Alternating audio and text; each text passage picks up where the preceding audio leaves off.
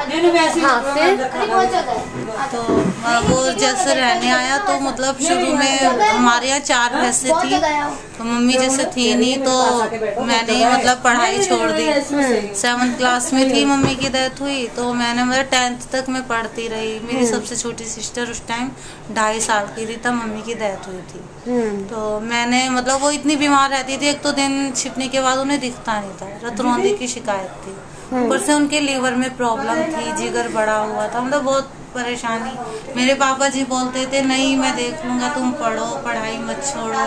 मैं ड्यूटी पर वहीं कैंटीन से लेकर, मैंने कहा पापा जी मैं कैसे पढ़ाई करूं, मैं स्कूल में अक्सर लेट हो जाती थी। तो स्कूल में क्या होता था, खड़े रखते थे, मेरे 2 पीरियड मतलब निकल जाते थे, इंग्लिश और मैथ। मैं कहती थी मेन पीरियड मेरे निकल गए तो मैं पढ़ाई कैसे करूँगी। मैंने स्कूल की पढ़ाई छोड़ दी। मैंने कहा मैं अपने बहन भाई को इन सबको पढ़ाऊंगी, सोच लूंगी, मैंने पढ़ाई कर ली। तो मैं मतलब ऐसे चलता रहा, धीरे धीरे मैं भी छोटी थी संभलती रही, मतलब बड़ी हो गई तो हमने मतलब किराएदार मकान बहुत बेकार थे, मकान बनाया ऐसे करके, मतलब भैंसें थी तो जैसे एक डेयरी होते दूध बेचते थे भैंसों का, तो मैं ही भैंसों का काम करती थी और पापा जी ड्यूटी जाते थे। तो मैं इस मकान से काम करके अपने दूसरे मकान में वहाँ गई थी काम करने। मैंने भैंसों की साफ सफाई की, तो बाहर गली में भैंसें बंधी हुई थी, मैं भैंसों को नहला रही थी मोटर चला के। तो वो मतलब गेट पे ही खड़ा था, जो कमरा था ना उसका गेट बाहर की तरफ था, गली की तरफ। तो वो बहुत देर से खड़ा था।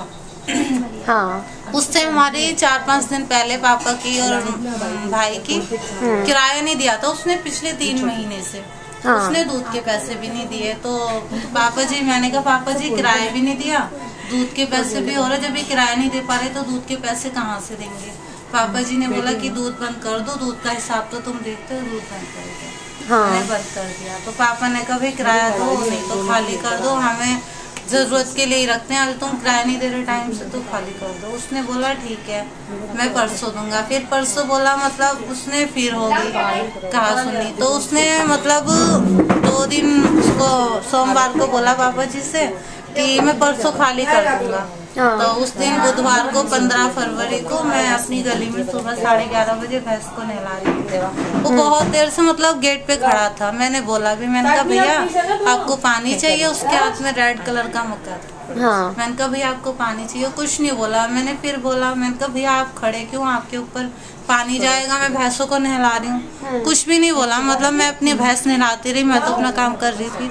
तो थोड़ी देर बाद ही मतलब उसने मुझसे कुछ भी नहीं बोला और मेरे ऊपर, मैं कुछ भी नहीं समझ पाई, मैं जानती भी नहीं थी, कोई कभी मैंने सुना भी नहीं कि एसिड डालते हैं। मतलब उसने मेरे मुंह पे फेंक दिया, उससे मतलब मैं पूरी ऐसे जलन होने लग गया, मैं बहुत बुरी तरह चीखने लगी, चिल्लाने, मुझे उसी टाइम दिखना बंद हो गया। आपने पानी डाला? पानी नहीं, मेरे हाथ से पाइप छूट गया, लेकिन मेरे पीछे ही कुछ दूरी पे काफी 6-7 औरतें बैठी थी।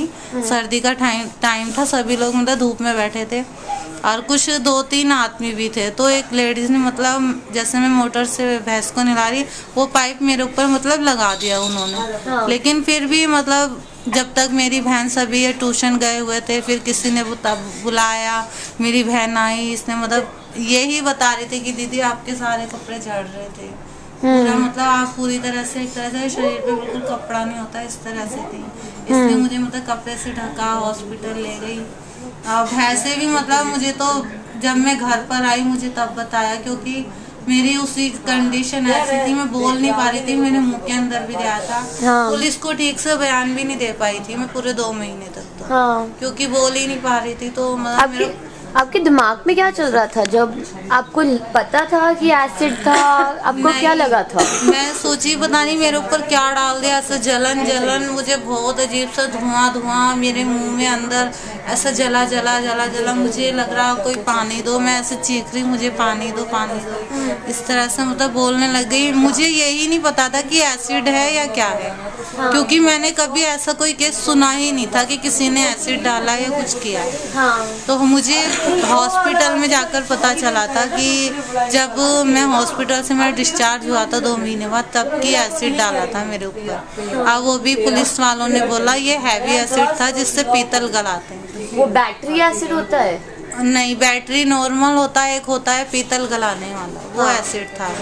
वो जो काम के लिए इस्तेमाल हाँ, जहाँ वो काम करता था ना तो मतलब फिर जब मैं 2 महीना मुझे पता चला कि एक भैंस भी मर गई थी, क्योंकि मैं भैंसों को ही नहला रही थी।